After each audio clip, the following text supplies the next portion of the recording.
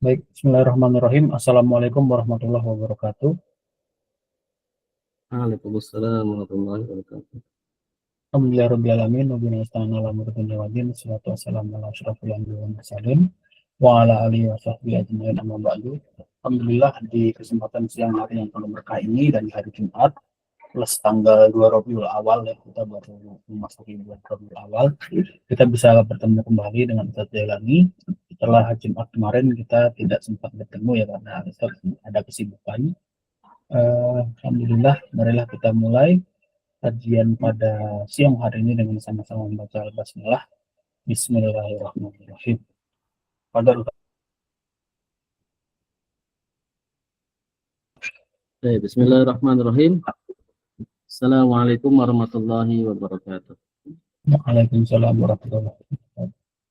Innal hamdalillah nahmaduhu wa nasta'inuhu wa nastaghfiruh wa na'udzu billahi min shururi anfusina wa min sayyiati a'malina. May yahdihillahu fala mudilla lahu wa may yudlil fala hadiyalah. Asyhadu an la ilaha illallah wa asyhadu anna Muhammadan abduhu wa rasuluhu la nabiyya ba'dahu wa la rasula ba'dahu. Allahumma inni a'udzu bika an adilla aw udalla aw azilla aw uzalla aw adlima aw udlama aw ajhala yajhala alayya. Rabbi israh li sadri wa yassir li amri wahlul 'uqdatam min lisani yafqahu qawli. Shadaqallahu alazim.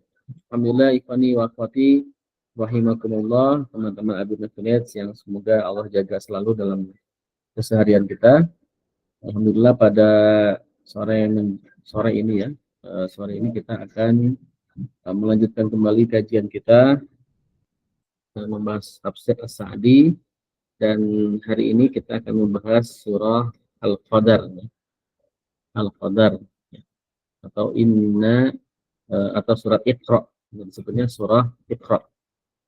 Ini adalah surah Makkiyah yang berarti diturunkan pada fase dakwah di Mekah, pada fase Mekah,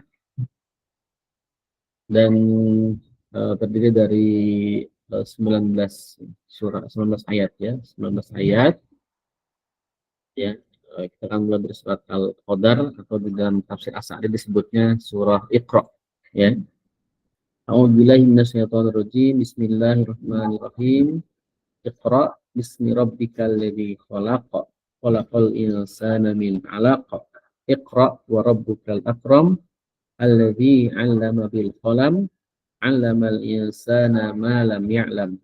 Kalla innal insana la yatgha ar-ra'ahu istaghna inna ila rabbika ruj'a.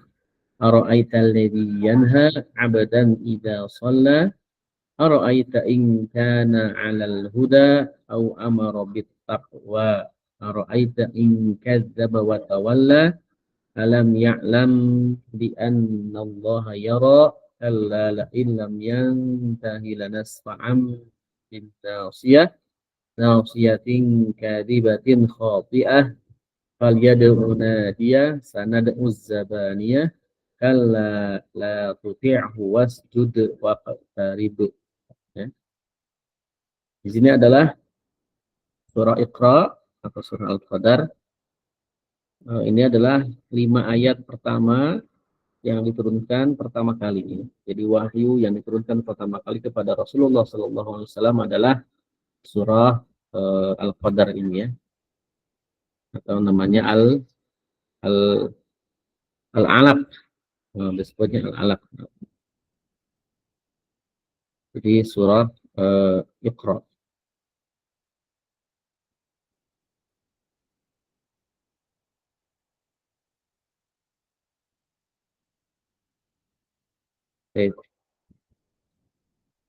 Nah, surah Iqra ini atau surah Al-Alaq ini ada 5 ayat ya. 5 ayat pertama itu merupakan surah yang diturunkan pertama kali ya, ketika itu Rasulullah SAW sedang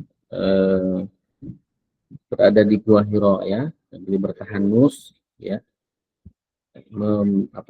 belajar ya, memahami alam semesta di Gua Hira ya. Beliau mencoba untuk membaca alam semesta dan melihat kondisi Mekah dari atas gitu ya, bagaimana melihat kehidupan masyarakatnya dan bagaimana melihat penciptaan alam semesta gitu ya. Nah, jadi beliau kemudian setelah bertahanus di situ di Gua Hira, maka kemudian Allah turunkan kepada beliau malaikat Jibril ya. Malaikat Jibril memerintahkan kepada Rasulullah untuk membaca Iqra. Jawaban pertama kali dari Rasulullah, ma'ana biqari ya. Saya tidak bisa membaca. Kemudian kembali diminta lagi Iqra, ma'ana biqari. Saya tidak bisa membaca. Iqra sampai 3 kali ya. Dan Nabi Muhammad tetap menjawab ma'ana biqari. Jadi saya tidak bisa membaca. Karena memang Rasulullah SAW pada saat itu adalah orang yang ummi. Ummi itu adalah orang yang tidak bisa membaca dan juga tidak bisa menulis, gitu ya. Maka tentu ketika diminta membaca sesuatu, teks atau apapun itu, maka beliau tepat sekali menjawab mandatory, saya tidak bisa membaca. Maka kemudian malaikat Jibril mendekapnya, yang meluknya sampai erat, kemudian setelah itu Rasulullah kemudian diminta mengikuti, ya, mengikuti apa yang ditalakikan oleh malaikat Jibril, ya. Apa yang ditalakikan malaikat Jibril itu adalah Iqra tadi, Iqra bismi rabbikal ladzi khalaq, ya. Iqra, bacalah, ya. Baca, ya, Nabi diminta untuk membaca surah Al-Alaq tadi, Iqra bismi rabbika, dengan nama Tuhanmu, Iqra bismi rabbikal ladzi khalaq, yang telah menciptakan. Nah, jadi kalimat ini menunjukkan kepada kita bahwa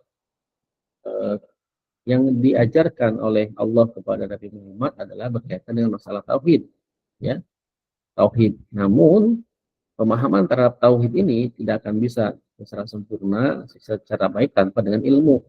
Maka ilmu itu dikasihkan dengan kalimat Iqra tadi, ya, Iqra. Nah, Iqra itu kemudian menunjukkan bahwa Nabi Muhammad saja diminta untuk membaca, mempelajari. Kita pun sebagai umatnya diminta mempelajari dan membaca. Kemudian yang kedua, dengan membawa nama Allah, ya, Bismi Rabbika, ya, bahwa Allah lah yang senantiasa membuat orang lain itu bisa membaca, ya. Allah yang membuat siapapun bisa membaca, bisa menelaah, ya, dan sebagainya. Maka kemudian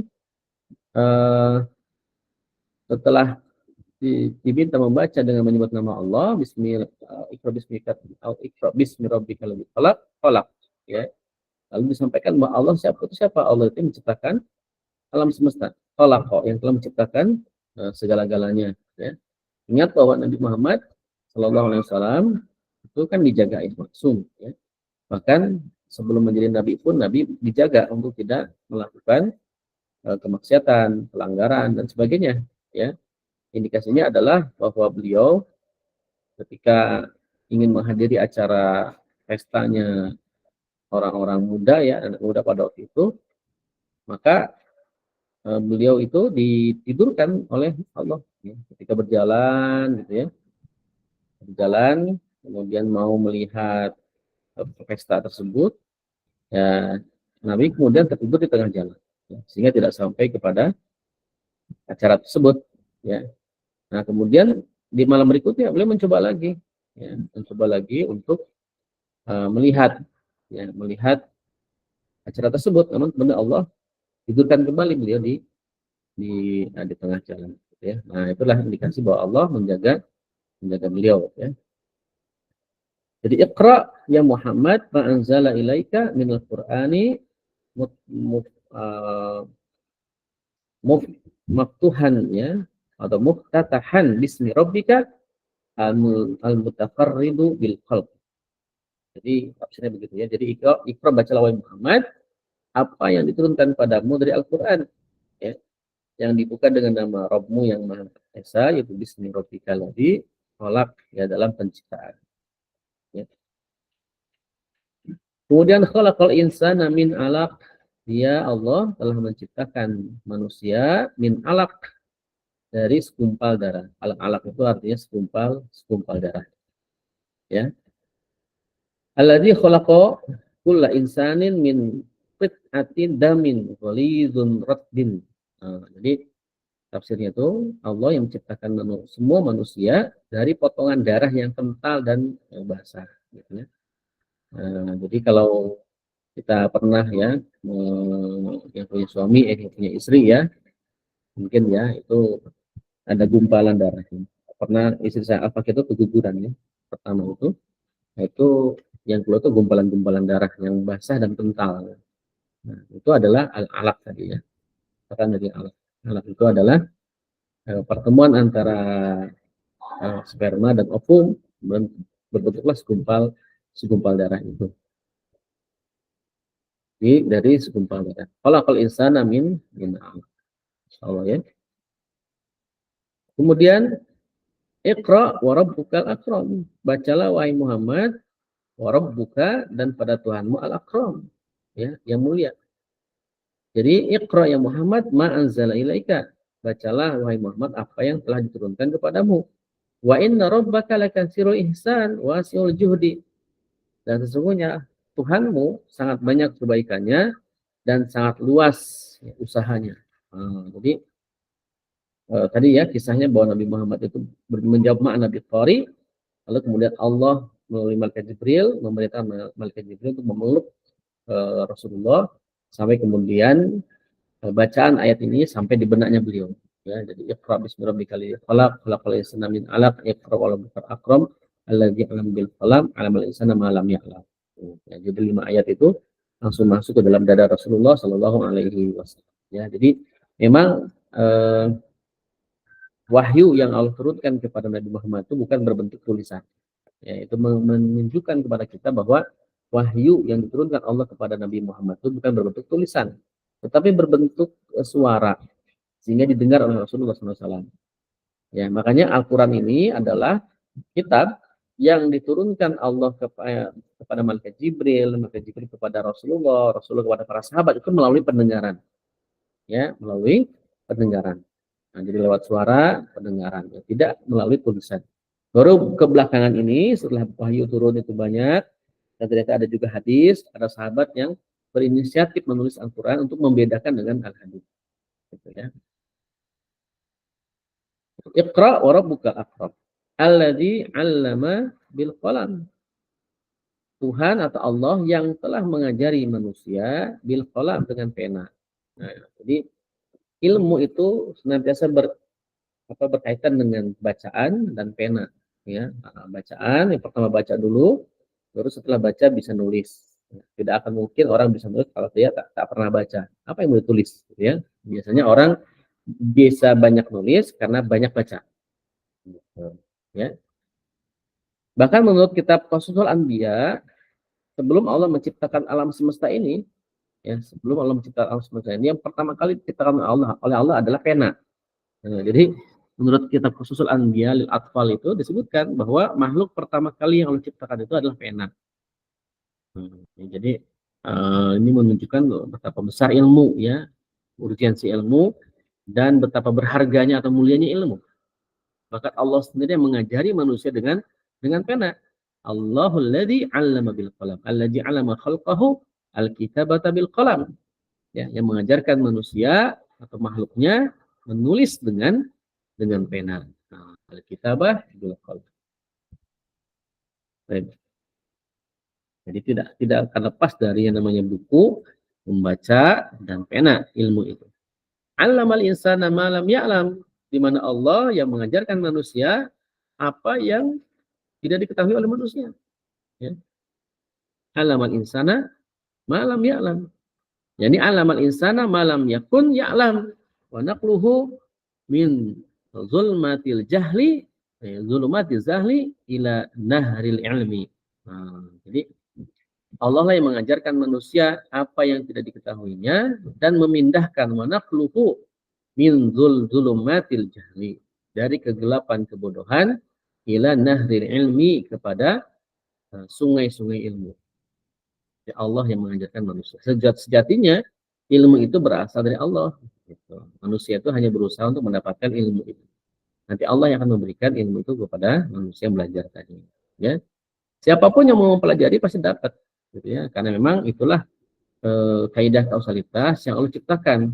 Ya, jadi siapapun Yang belajar ilmu bisa mendapatkan ilmu. Nah, namun untuk ilmu syariat itu yang berkah dan juga bisa berpahala buat seseorang apabila ilmu itu dipelajari dengan adab-adabnya. Ilmu itu dipelajari dengan adab-adabnya, ya, dan ilmu itu diajarkan dengan orang-orang yang atau ilmu Islam, fatwa Islam, orang-orang yang memahami dan mengamalkan syariat Islam. Gitu. Karena ada juga orang-orang non-Muslim yang belajar Islam, orang orientalis misalkan. Ya, mereka belajar Islam juga. Nah, tapi tidak merasuk dalam hati mereka, hanya sebatas maklumat saja. Alamal insana ma lam ya'lam, kalla innal insana la yatgha, kata Allah. Sesungguhnya atau sekali-kali tidak, ya. Innal insana, sesungguhnya manusia itu la yatgha, benar-benar melampaui batas. Ya, maksudnya apa? Haqqan, betul, ya, atau sungguh benar-benar. Innal insana, sesungguhnya manusia itu la yatajawazu hududallah, melampaui batas-batas Allah. Idza abtarahul ghina, apabila ya menyombongkan kekayaan manusia. Ya, fal ya'lam, maka ketahuilah kulla taghiyatin, sesungguhnya seluruh kekayaan itu al-masiru ilallah, tempat kembalinya adalah kepada Allah Subhanahu wa taala. Ya. Ya, kadang-kadang kalau kita lihat zaman sekarang banyak orang-orang yang flexing ya, memamerkan kekayaannya, menunjukkan kehebohannya, menunjukkan barang-barang berharganya. Itu padahal semua kekayaan tersebut akan kembali kepada Allah Subhanahu wa taala. Ya. Bukankah Allah sudah memberikan banyak pelajaran dalam Al-Qur'an, dalam kisah-kisah para sahabat, kisah-kisah para ulama ya, tentang orang-orang yang serakah dalam harta itu akan senantiasa dihinakan di akhirnya. Ya, seperti Fir'aun, Qarun, ya, kemudian Namrud dan sebagainya. Mereka tidak hanya siwer dengan kekayaan, tapi mereka juga merasa dikjaya dengan kekuasaannya, sehingga merasa mereka sebagai Tuhan itu sendiri. Ya, maka lihat akhirnya, mereka semalah terhina, mati terhina, hidup pun terhina, bahkan mati pun sampai sekarang dihina-hina. Ya, na'udzubillah min dzalik. Nah, kita makanya untuk masalah kekayaan ini, kita hanyalah bersandar kepada Allah saja dan jadikan kekayaan tersebut bukan untuk sombong-sombongan ya, tetapi untuk menunaikan kewajiban kita kepada Allah Subhanahu wa taala. Ya, kala innal insana la yatgha, memang karakter manusia itu ya benar-benar melampaui batas, ya, melampaui batas yang telah Allah tetapkan. Ya. Itu memang karakter manusia. Ya, dengan hawa nafsunya yang tidak dibimbing wahyu, dia akan melampaui batas kalau tidak dibimbing wahyu itu. Ya. Siapa yang disebut dengan ini ar-ra'ahu stagna, ya disebutkan itu ar-ra'ahu stagna, apabila melihat dirinya serba cukup, ar-ra'ahu stagna. Ya, disebutkan di sini tafsirnya ar-ra'aita a'jaba min tughyanil ladzi yanha wa huwa Abu Jahal. Yang dimaksud dengan ayat ini secara tafsir adalah Abu Jahal. Ya. Dia itu adalah seorang apa namanya? Abdan lana idza shalla li rabbih wa huwa Muhammad sallallahu alaihi, ya. Itu Abu Jahal yang senantiasa apa namanya, yang sombong tadi, yang sombong dengan kekayaan yang dimiliki oleh Abu Jahal. Walaupun ini hadis apa ayat ini berkaitan dengan Abu Jahal, bukan berarti hanya khusus untuk beliau saja atau untuk Abu Jahal saja, tetapi ayat ini juga berlaku untuk umatnya. Ya, jangan sampai kemudian kita ya apa namanya ar-ra'ahu stagna, melihat diri kita serba cukup, serba kaya, serba ada gitu ya. Kita lupa berbagi dengan orang lain. Ar-ra'ahu stagna inna ila rabbika ruj'a, sesungguhnya kepada Tuhanmu lah ruj'a, tempat kembali. Nah, kita harus ingatkan kepada siapapun bahwa kita semua akan kembali kepada Allah Subhanahu wa taala. Semua kekayaan yang kita miliki tidak akan kita bawa secara fisiknya, tetapi yang kita bawa adalah apa namanya, amal yang didapatkan dari harta tersebut. Dari mana harta itu didapatkan? Itu akan terbawa tuh. Untuk apa harta itu dibelanjakan? Itu juga akan terbawa. Ya, tapi kalau harta fisiknya sendiri tidak bisa kita bawa sampai akhirat. Yang kita ambil adalah amal apa yang dihasilkan dari harta tersebut. Apakah amal kebaikan atau amal keburukan. Inna ila rabbika ruj'a ara'aita alladhi yanha. Ya, lalu bagaimana pendapatmu tentang orang-orang yang melarang? Melarang apa? Abdan idza shalla, ya, seorang hamba ketika dia melaksanakan sholat. Nah, bagaimana pandangan kamu tentang orang yang melarang seorang hamba melakukan sholat? Nah, takwa ayanhahu andalika aro'aita in kadaba. Ya, ketakwaan apakah dia mencegahnya dari hal tersebut? Apakah engkau melihat seandainya dia mendustakan larangan tersebut dengan tangannya? Ya. Hadza nahyu bima yatim. Maksudnya adalah abdan idza shalat, ya, orang-orang yang melarang orang lain untuk sholat. Di sini adalah Abu Jahal sendiri kan melarang Nabi Muhammad itu sholat, ya, sampai seorang perempuan istrinya sendiri itu mengambil batu, ya, kemudian berhendak menimpakan batu itu kepada Rasulullah yang sedang sholat. Kemudian dicegah oleh Abu Bakar As-Siddiq dan dijaga oleh Allah dengan cara si wanita tersebut tidak melihat Nabi di depannya.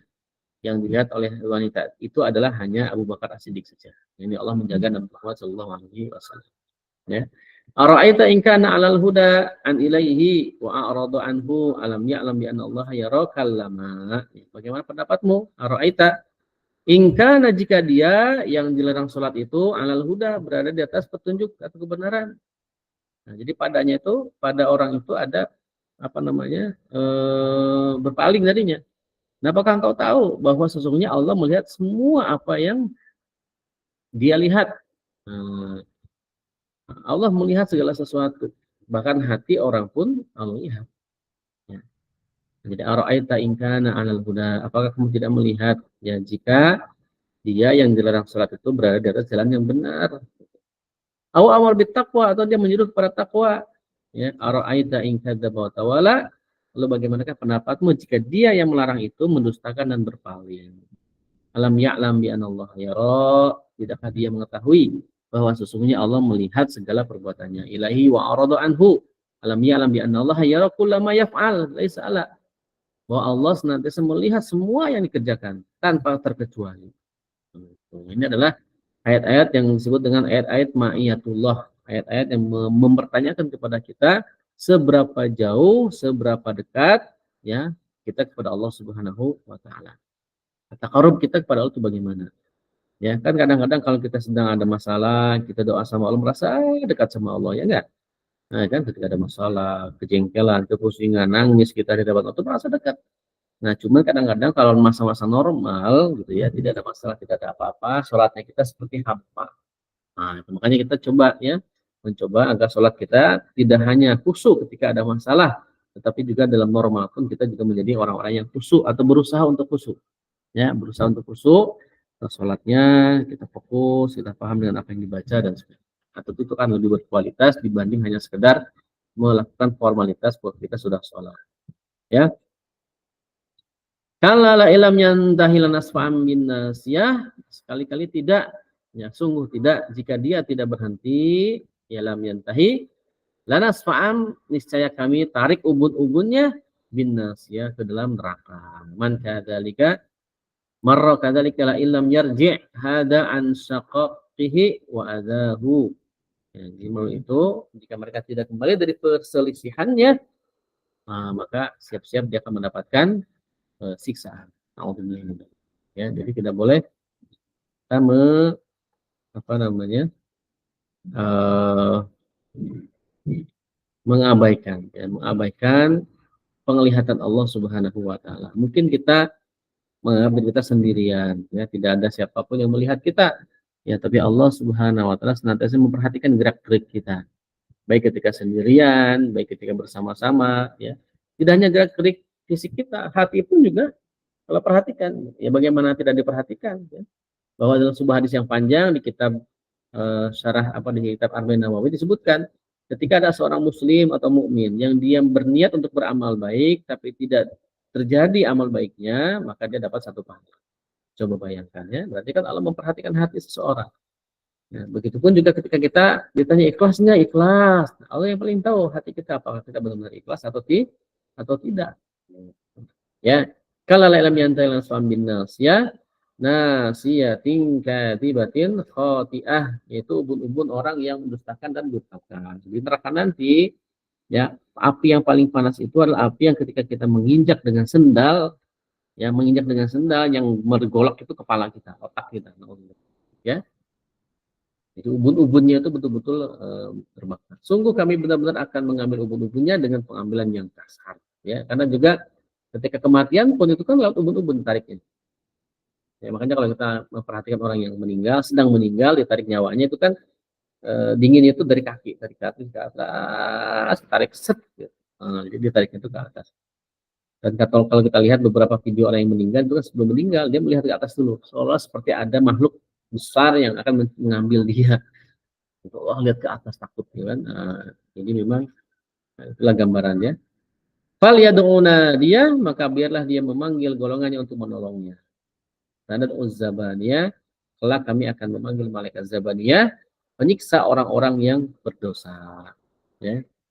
Jadi orang-orang ini nih, orang-orang yang disiksa ini, dia berusaha untuk mencari pertolongan, ya, mencari pertolongan dengan menyebut-nyebut nama golongannya. Tapi sayang tidak akan ada satupun golongan dia yang sesat itu mendatangi dia, menolong mereka.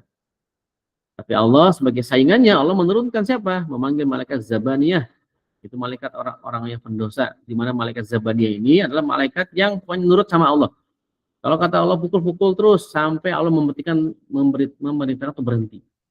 Itu disiplin ya makhluknya itu. Zabaniyah mukul terus, jebat hancur, pukul lagi, hancur, pukul terus sampai Allah katakan cukup. Dan Allah yang memberi perintah, Allah juga yang mencabut perintahnya. Nah, kalau kita nggak mungkin mampu, apalagi nyogok nggak bisa. Ya, kalala la tutihu wasjud waqtarib al-amru ala ma yadunnu Abu Jahal. Innahu lan yanalaka ya Muhammad. Sekali-kali tidak ya. Kala la tutihu, janganlah kamu penuh patuh kepadanya. Wasjud waqtarib, dan sujudlah serta dekatkanlah dirimu hanya kepada Allah Subhanahu wa taala. Ini perintah atas apa yang Abu Jahal sangka, sesungguhnya dia tidak akan mengenaimu wahai Muhammad. Jadi Abu Jahal itu juga kan mengancam Rasulullah SAW dengan atas nama Tuhan mereka. Tapi Allah meyakinkan hati Nabi Muhammad SAW bahwa apa yang diancam oleh Abu Jahal itu tidak akan bisa tercapai. Justru mereka yang akan mendapatkan gangguan atau ujian yang Allah siapkan. Ya, ini dia surat Al-Alaq, ya, atau disebut juga dengan surat Iqra, ya, bukan surat Al-Qadar ya, surat Iqra. Ya. Baik. Kemudian dikit lagi surah Al-Qadar ya. Tadi saya salah lihat, harusnya Al-Qadar dulu di atas ya, Al-Qadar. Nah, Al-Qadar itu surah yang terdapat peristiwa Lailatul Qadar. Ya. Kalimat Lailatul Qadar itu kalimat yang sudah khas ya, isim Lailatul Qadar. Jadi tidak masalah kalau kita sebutkan malam Lailatul Qadar. Karena memang nama Lailatul Qadar itu nama sebuah peristiwa. Nah, sudah tidak bisa diganti dengan apa namanya diartikan malam gitu ya. Bilang saja malam Lailatul Qadar. Tidak mesti juga disebut dengan malam Al-Qadar gitu ya. Baik, a'udzubillahi minasyaitonir rajim. Bismillahirrahmanirrahim. Inna anzalnahu fi Lailatul Qadar. Ya. Lailatul Qadar. Wa ma adraka ma Lailatul Qadar. Ya. Lailatul Qadri khairum min alfi syahr. Tanazzalul malaikat wa ruhu fiha biidzni rabbihim min kulli amr. Salamun hiya hatta matla'il fajr. Nah, jadi kita lihat perhatikan ayatnya.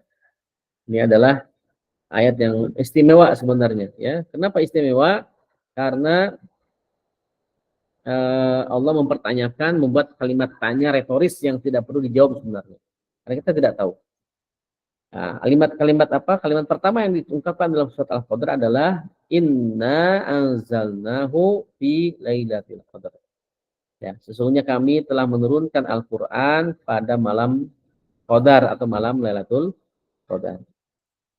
Jadi malam ini menjadi malam yang mulia atau paling mulia di seluruh malam yang ada di muka bumi ini. Kenapa? Karena pada malam itu Al-Qur'an turun. Turun dari mana? Turun dari Allah turun ke malaikat bumi, ke langit bumi ya. Nanti dari langit bumi diturunkan oleh malaikat Jibril secara bertahap kepada Nabi Muhammad SAW. Memang para ulama berpendapat, tapi yang roji, yang paling masyhur adalah bahwa pada waktu itu Al-Quran turun jumlatan wahidatan. Itu turun daripada Allah kepada langit bumi dalam satu sekaligus. Jumlatan wahidah. Jadi sekaligus ya, dari Al-Fatihah sampai Anas itu sudah turun semua. Nah, baru kemudian dari langit bumi kepada Nabi Muhammad diturunkan secara berangsur-angsur. Ya. Nah, apa yang menunjukkan bahwa Al-Qadar ini adalah malam istimewa? Karena Allah menggunakan kalimat wa ma adraka ma lailatul qadar. Gitu. Jadi bertanya sama kita, tahukah kamu? Ya, sadar nggak kamu? Apa itu Lailatul Qadar? Ya, wa ma adraka ya Muhammad ma Lailatul Qadar wasyaraf. Tahukah engkau ya Muhammad? Ya, apa itu malam Lailatul Qadar dan malam kemuliaan? Nah, ya. Kalau Allah Subhanahu wa taala jawab sendiri Lailatul Qadri khairum min alfi syahr, coba bayangkan ya. Satu malam qadar itu lebih baik daripada 1000 bulan. Bukan 1000 malam tapi 1000 bulan. Kebaikan di malam itu setara dengan 1000 bulan. Masya Allah ya. Bahkan disebutkan dalam tafsirnya Lailatul Qadri Lailatun Mubarakatun fadluha khairun min fadli alfi syahrin laisa fiha Lailatul Qadar. Di malam Lailatul Qadar adalah malam yang diberkahi, Lailatul Mubarakah. Ya, fadluha keutamaannya khairun lebih baik min fadli alfi syahrin. Nah, daripada keutamaan sebulan 1000 bulan, ya. Kenapa? Karena laisa fiha tidak ada di 1000 bulan itu Lailatul Qadar, Lailatul Qadar, malam Lailatul Qadar. Jadi hanya malam itu saja turun yang disebut dengan Lailatul Qadar, ya. Tanzilul malaikat waruhu fiha bi'idzni rabbihim min kulli amr. Ya. Pada malam itu turun para malaikat, tanazzalul ya, tanazzalul malaikat. Tanazzalul malaikat. Ini turun para malaikat ya. Waruh dan juga ruh ini adalah malaikat Jibril. Bi'idzni rabbihim dengan izin Tuhan mereka itu Allah Subhanahu wa taala min kulli amr ya, untuk mengatur semua urusan. Jadi malam itu selain Al-Qur'an turun, juga turun para malaikat yang senantiasa menebarkan rahmat di setiap penjuru muka bumi dan disampaikan kepada orang-orang yang sedang ibadah pada malam itu. Nah, makanya kita sering berburu malam Lailatul Qadar. Kenapa? Karena keberkahan dan keistimewaannya itu sangat besar sekali. Kalau kita mendapatkan malam Lailatul Qadar pada saat itu, maka insya Allah itu akan menjadi pahala yang sangat banyak 1000 bulan. 1000 bulan. Ya. Kemudian di malaikat itu turun juga, ya. Malaikat berlipat-lipat ganda turun. Jibril juga turun alaihissalam, ya. Dengan izin Allah Subhanahu wa taala pada setiap bulan yang telah ditetapkan di tahun itu. Maksudnya turun pada bulan Ramadan yang ditetapkan setiap tahun sekali. Nah, ketika turun semua, malaikat turun, Al-Qur'an turun, apa yang terjadi? Salamun hiya hatta matla'il fajr. Maka sejahteralah malam itu, tenanglah malam itu, bergembira orang-orang yang mendapatkan malam Lailatul Qadar pada malam itu sampai terbit matahari. Nah, ini batas akhir terjadinya Lailatul Qadar, terbit matahari. Terbit matahari berarti waktu subuh. Tapi kapan waktunya? Ya bisa dari pada Isya terus sampai menjelang subuh. Ya, itu adalah bisa digunakan oleh kita untuk ibadah menjemput Lailatul Qadar. Salamun fi hatta matla'il fajr. Baik, walal miswab, demikian ya. Dua surat sore ini insyaallah surat pertama adalah Qadar, yang apa namanya Al-Alaq atau Iqra, yang kedua adalah Al-Qadar. Baik. Baik, silahkan jika dari teman-teman ada yang mau didiskusikan atau ditanya. Baik, terima kasih Ustaz atas paparan materi yang diberikan. Silakan teman-teman jika ada pertanyaan bisa langsung open mic untuk bertanya atau ketik di kolom chat. Silakan.